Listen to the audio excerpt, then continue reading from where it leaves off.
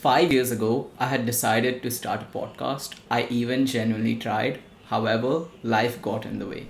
COVID, university, my self doubt, and I just convinced myself that I couldn't do it. Now, 5 years later, I've made the decision. No more excuses. Welcome to Marginally Improving. The name Marginally Improving comes from a concept I came across years ago called marginal gains. It was popularized by Dave Brailsford in British cycling.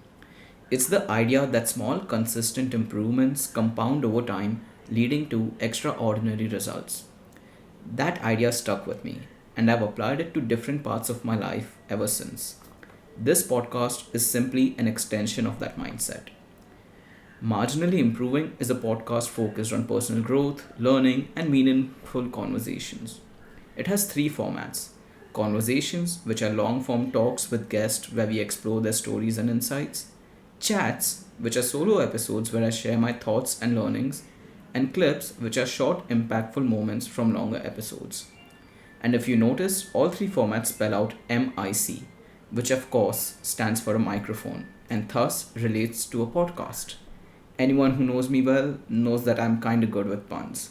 So that should explain it. But more than that, the acronym also represents what this podcast is about: real conversations and voices that matter.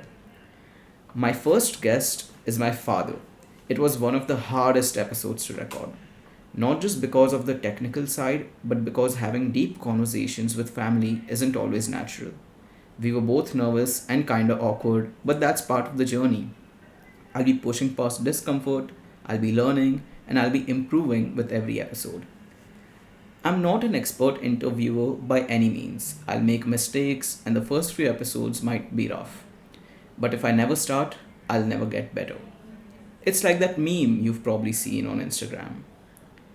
Over time, however, I'll improve. There will be better questions, better production, and better conversations. I'm currently balancing this with a couple of other things in my life, but I've committed to showing up, hopefully every week.